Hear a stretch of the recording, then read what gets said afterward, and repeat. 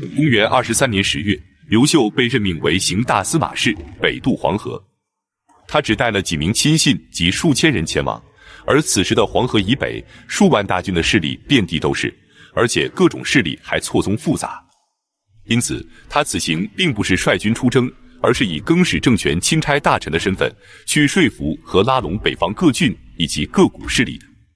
刘秀一边走一边考察民情，他废掉了很多王莽的弊政，恢复了西汉的制度，此举得到很多人的支持，各郡县纷纷归附。当他到达叶县，即今天河北省临漳县的时候，邓禹终于追上了刘秀。邓禹是南阳郡新野人，刘秀在长安游学的时候与他共同求学，并且交往甚密。他得知刘秀北渡黄河后，便从南阳跑过来追随。他对刘秀说，刘玄手下的将领皆为庸人，他们志在发财，没有深谋远虑。为今之计，不如延揽四方英雄，建立汉高祖之伟业，以明公的德才，是足以平定天下的。刘秀听后非常高兴，从此之后便让他留在帐中，共同商议大事。随后他们进入了邯郸城。这时，一个名叫耿纯的人求见刘秀，他见刘秀治军有方，当即就献上了马匹和坚帛，以示归附。刘林也前来拜访刘秀。刘林也是汉景帝刘启的后裔，他的父亲刘元曾做过赵王，所以刘林在邯郸城的根基非常深厚。他给刘秀建议说，现在赤眉军在黄河东岸，你只要掘开黄河，那么黄河之水就能将赤眉军彻底淹没。结果刘秀拒绝了他这个荒唐的想法，继续北上真定，即今天河北省的正定县。刘林被刘秀拒绝后非常生气，接着他就在邯郸城里找到了一个名叫王朗的算卦先生，让他冒充汉成帝刘骜的儿子，并说他的真名其实叫刘子瑜。公元23年12月，刘林率领数百名骑兵攻入邯郸城，接收了赵王宫，同时宣布将改名为刘子瑜的王朗立为汉王朝的正统皇帝，接着便向各郡县发布文告。很快，邯郸以北的广大地区都纷纷响应，归顺了王朗。这对于刘秀来说是致命一击。本来他是以大司马的身份来说服和拉拢各郡县归附更始政权的，可现在北方各郡都投靠了王朗，那么刘秀就成为了他们的敌人，要随时面临王朗的绞杀，这对于身处敌境的刘秀来说是万分危险的。于是他决定前往蓟城，即今天的北京市。来到蓟城后，他准备在这里招兵买马，结果他刚到蓟城不久，王朗的招降文告就到了，而且王朗还发出悬赏令，只要有人杀掉刘秀，就能获得10万户的封赏。刘秀立即让王霸在蓟城招募士兵，准备对抗王朗。然而蓟城的民众仰头大笑，挖苦王霸，令王霸羞惭而归。刘秀连忙与属下商议，大部分人都觉得应该赶快返回洛阳。可耿弇却说，王朗大军是从南面打过来的，应该前往北方。渔阳郡的太守彭宠是南阳人，和你是老乡。上古郡的太守耿况是我的父亲，您只要发动这2个郡，就能有万余骑兵，何惧王朗的兵马呢？可是跟随刘秀的将士们大多都是南方人，并不愿意北行。正在刘秀犹豫的时候，原广阳王刘家的儿子刘阶在蓟城发动民众起兵，响应王朗。同时王朗派出的使节也到了，城中2000担以下的官吏全都出去迎接了。刘秀闻听后，下令赶紧出城。当他们来到南门的时候，发现城门已经关闭，他们只好斩杀掉守城的士兵，逃了出来。他们不舍昼夜向南驰骋，为了躲避王朗的刀兵，不敢入城，只能风餐露宿。抵达吴楼亭时，天气酷寒，冯异为刘秀盛上了一碗豆粥，暖了暖身体。随后他们在凛冽的寒风中继续前行，精疲力尽地来到了饶阳城。饶阳即今天河北省的饶阳县东北。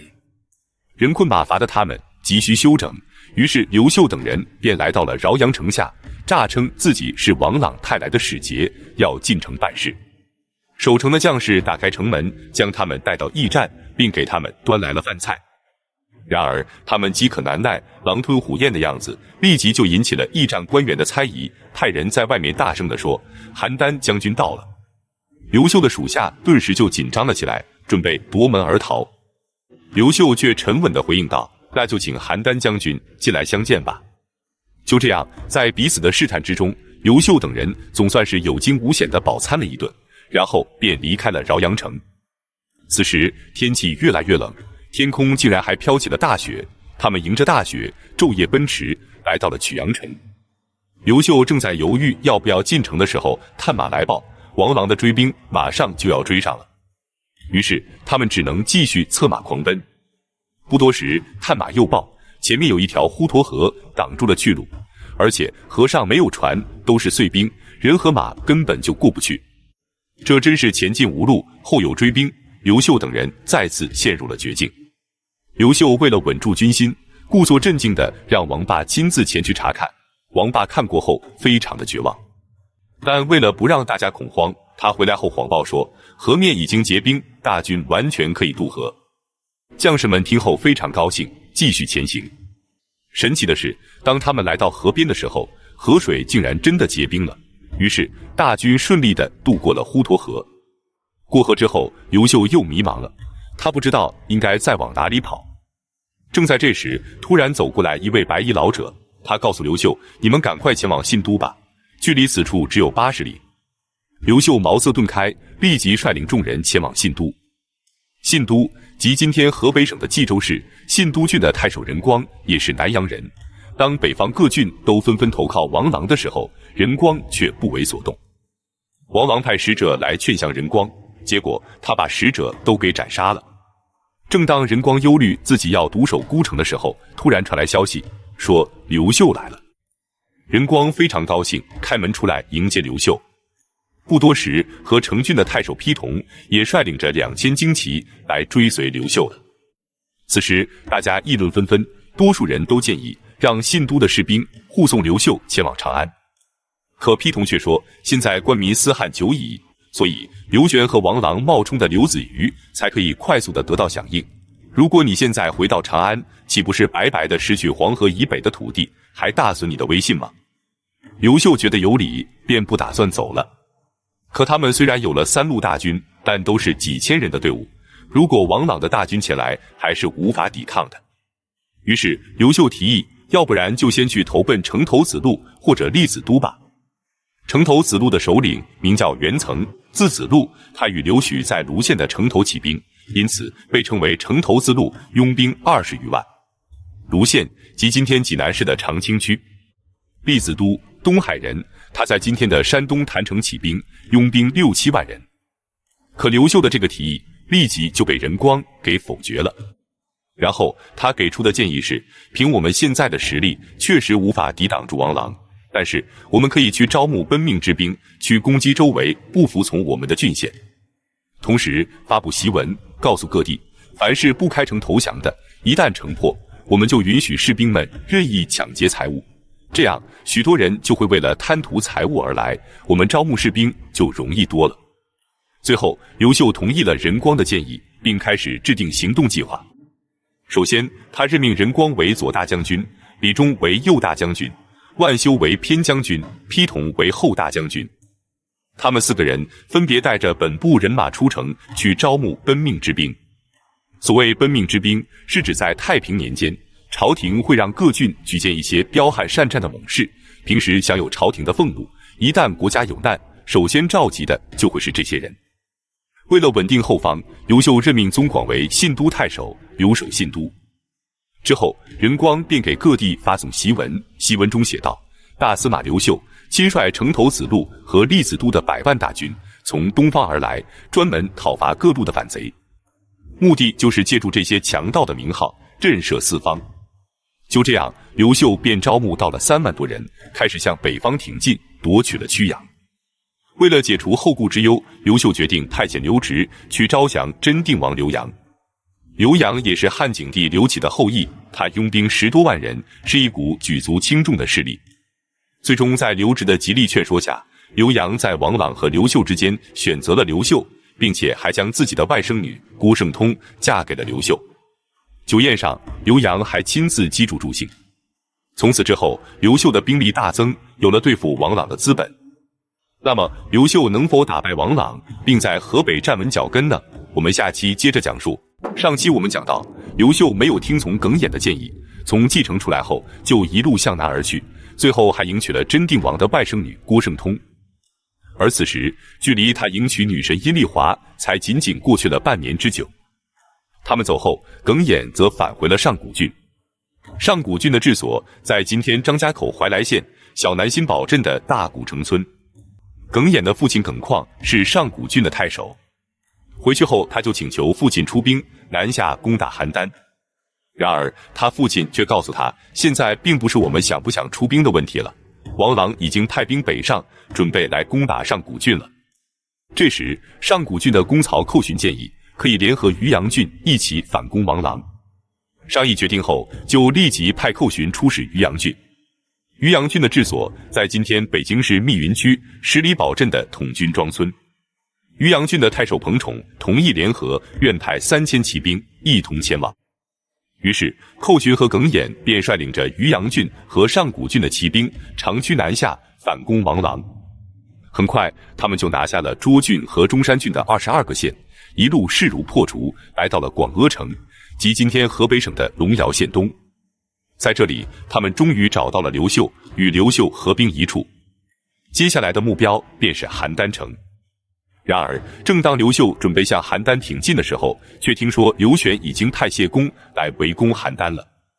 此时的刘玄早已不在洛阳了。当刘秀在河北接连失利的时候，刘玄就在将领们的建议下，已经迁都长安了。因此，刘秀不想去邯郸抢攻，亲率大军去攻打巨鹿。结果1个多月都没能将巨鹿城攻下。王朗兵分2路来支援巨鹿，一路去攻打刘秀后方的信都城，一路来驰援巨鹿。刘秀抵挡不住，只能后撤。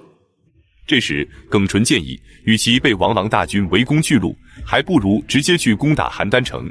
只要邯郸被攻破，则巨鹿不战而归。公元24年4月，刘秀留下少量的兵力继续攻打巨鹿，而主力大军则由他亲自率领，挺进邯郸，和谢公一起猛攻邯郸城。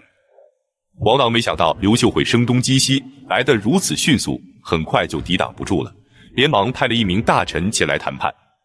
王朗表示，只要给他封个万户侯，他就愿意投降。结果刘秀连这个条件都不答应，两军只能继续交战，一连又打了20多天。5月1日，邯郸城终于抵挡不住了，王朗的少妇主动开城投降，邯郸沦陷。王朗则趁夜逃跑，被王霸追上后就地给斩首了。至此，王朗的邯郸政权彻底失败，刘秀再次进入了邯郸城。进城后，在检查王朗的府邸时，竟然发现刘秀的很多部将都曾写信给王朗投诚过。刘秀得知后，命人将这些信件全都抬出来，当着众将领的面，一把大火全都给烧了。众将领无不羞愧和感恩。然后，刘秀派人前往长安，向刘玄汇报了北方的战况。可等来的结果却是封刘秀为萧王，让他带领着所有的有功官员立即前往长安，同时命令将黄河以北的所有军队就地解散。另外，幽州州牧、上古郡太守、渔阳郡太守则通通撤换，这让刘秀非常的气愤。当然，他也明白，只要他回到长安，必定又是和大哥刘演一样的下场。于是他给刘玄上奏说，黄河以北还未彻底平定，所以他暂时还无法回到长安，军队也还不能解散。事实上也是，自从王朗死后，北方混乱的局面不但没有停息，反而是愈演愈烈。此时黄河以北的乱民团伙大大小小的有数十支，人数更是高达数百万之众，所到之处烧杀抢掠，乱作一团。在解决这些乱民之前，刘秀派吴汉去攻打幽州，派耿弇去重新拿回上古郡和渔阳郡。幽州的治所就是蓟县，最出名的便是幽州突骑。很快，刘玄新派来的幽州州牧、渔阳郡和上古郡的太守就被吴汉和耿弇给斩首了。各郡县闻听后，纷纷的派人前来，表示愿听萧王的调遣。接下来便要解决盘踞于此的数支乱民了，包括铜马、高胡、重鞭、大羌、由来等部。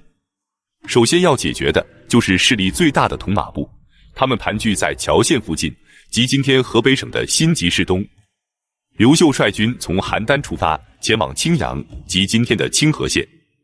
随后，吴汉拿下幽州后，征调了当地的幽州突骑也前来与刘秀会合了。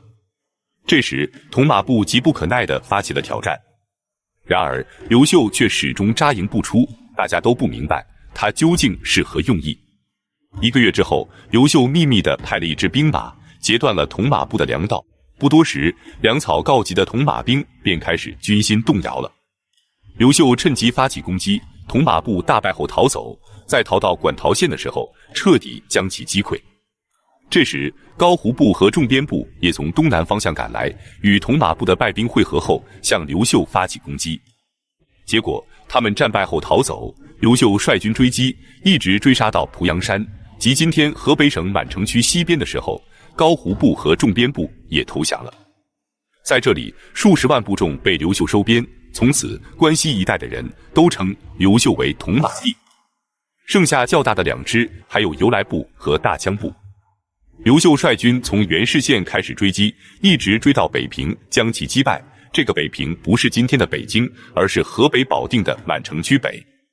随后，刘秀率领轻骑追到顺水北岸的时候，走投无路的乱民发起了反攻，刘秀战败，而且还将刘秀逼到了一处高岸之上。在万分危急之际，刘秀跃身跳下了高岸，致使背部受伤，动弹不得。正在这时，幽州突骑的王峰恰好赶到，救起刘秀，跑进了范阳城，即今天河北省的定兴县。然而刘秀发现乱兵取胜后却并没有追来，而是跑去了渔阳郡。刘秀采用了陈俊的建议，派人绕到了他们前面，命令各郡县务必坚守城池，不许出城迎战。于是乱兵每到一处都是城门紧闭，无法抢到粮食。没有了粮草，他们也就没有了作战的力气，也看不到希望，于是就陆续有人开始逃跑。最后还没等刘秀出兵，竟然自己就溃散完了。至此，黄河以北的各种势力都被清剿完毕，各郡县也都归附了刘秀。接下来最大的敌人便是赤眉军了。然而刘秀发现赤眉军根本就没打算理他，而是率军攻入函谷关，去长安城找刘玄去了。刘秀认为赤眉军此次西征必定会吞掉刘玄，所以他必须在赤眉军攻下长安城之前抢占关中的地盘。于是他命令邓禹率领2万精兵进入函谷关，伺机而动。然后他便将矛头转向了洛阳城。至此，刘秀彻底平定了黄河以北的土地。而且在这个过程中，后来被称为云台28将的功臣们也陆续来到了刘秀的身边，包括功勋第一的邓禹、不战而屈人之兵的岑彭、大树将军冯异以及吴汉、寇寻、耿弇等等。那么接下来刘秀是如何拿下洛阳城的呢？我们下期接着讲述。刘秀平定了河北之后，本打算与赤眉军一决高下，然而赤眉军却并没有和他较量的意思，而是去攻打长安的刘玄去了。于是刘秀便把目标放在了洛阳城。洛阳有刘玄留下的30万大军，将领分别是李毅和朱伟，而他们2人又恰好是害死刘演的罪魁祸首。刘秀封寇寻为河内郡太守，去挡住北渡黄河的敌军，封冯异为孟津将军，沿着黄河北岸布防，随时紧盯洛阳城的动向。2路大军到达后，冯异认为李毅就是个吃里扒外的人，当年他是与刘演和刘秀一起起兵的，后来却投靠了刘玄，还给刘玄出谋划策，害死了刘演。于是他要想办法策反李毅，让李毅再背叛刘玄一次。他写信告诉李毅，赤眉数十万大军已经去攻打长安了，长安城朝不保夕，而刘秀则已经彻底平定了黄河以北，正在挥师南下，你还有必要为刘玄死守洛阳吗？不如现在投靠刘秀还来得及。没想到李毅果断地回信说，我原本就是和萧王刘秀一起起兵的，请您转告萧王，我愿意举兵投效，左其安邦。冯异见李毅回复得如此爽快，拿不准他是真的愿意投降，还是想耍阴谋诡计。为了试探他，冯异故意将大军调开，北上去攻打上党郡，拿下了2个县。结果李毅稳如泰山，并没有去偷袭冯异的大本营。随即冯异又率军南下，拿下了河南郡里城高以东的13个县，收服了10余万降兵。结果李毅依然按兵不动。这下冯异彻底放心了，连忙给刘秀汇报。然而，刘秀给他的回信却不是让他继续招降李毅，而是让把李毅写给他愿意投降的回信抄送给各郡县的官员们传看。冯异没明白刘秀的意图，只能按要求去做。然而很快他就明白了，刘秀是要借刀杀人。当洛阳城的另一名将领，也是害死刘演的另一个主谋朱伟，得知李毅准备投降刘秀后，立即就派人刺杀了李毅。随即，洛阳城陷入了一片混乱之中，许多人都越城而出，前来投降。朱伟见此情形，觉得与其被刘秀困死在洛阳城，还不如主动出击，杀出一条血路。于是他率军出城，准备北渡黄河，去攻打寇寻和冯异。他兵分两路，一路由讨难将军苏茂和副将贾强率领3万精兵从巩县渡过黄河，去进攻温县，准备从这里打开进入河内郡的大门。另一路由他亲自率领去攻打冯异，目的是牵制住冯异，让他无法救援寇寻。寇寻得知朱伟要渡河强攻温县后，紧急征调人马，亲自率军赶往温县。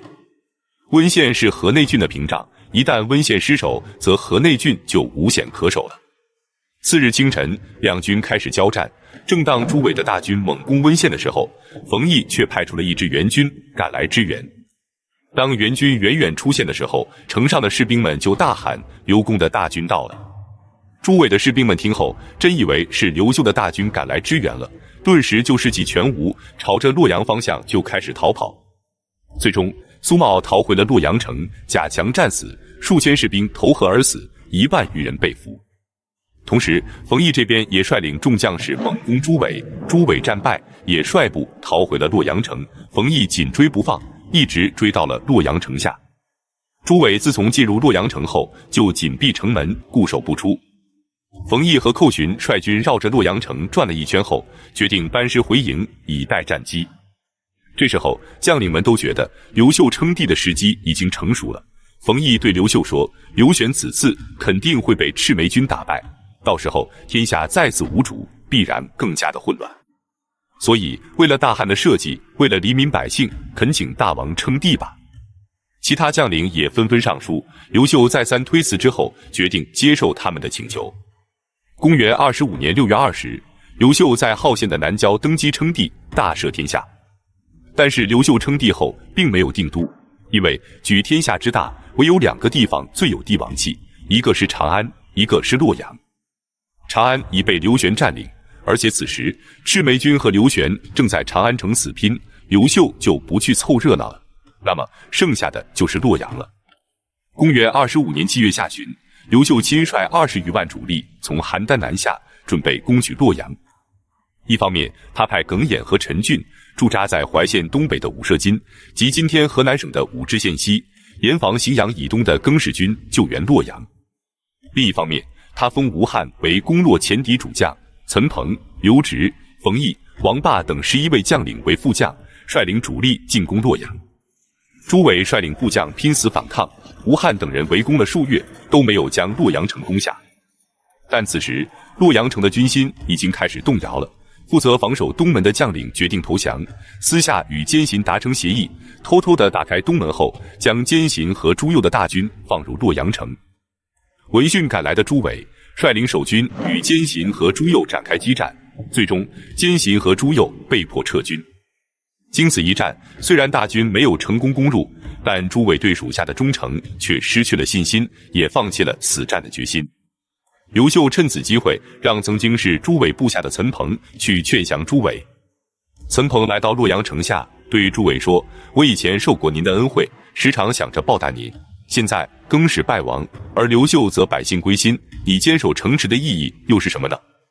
朱伟回答说：“我曾经参与杀害了刘演，有罪而不敢归降刘秀啊。”岑彭回应后，将朱伟的担忧转达给刘秀。刘秀却说：“做大事的人不会忌讳这些小怨恨的。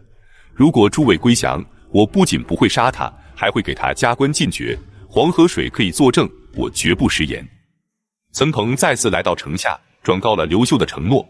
朱伟则从城楼上放下了一根绳索，说：“如果你说的是真的，那你就顺着绳子爬上来吧。”岑彭抓住绳子，正准备爬，朱伟连忙说：“你不用爬了，我相信你，我同意投降。” 5天后，朱伟亲自出城来拜见刘秀。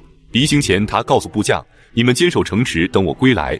如果我此行不能回来，那么诸位就率领着大军另投他处去吧。”然后他让人将自己绑起来，与岑彭一同前去拜见刘秀。刘秀亲自给他解绑，并安排酒宴招待了他。当天夜里，又安全地把朱伟送回了洛阳城。第二天清晨，朱伟率领部众出城投降，刘秀拜他为平敌将军，封扶沟侯。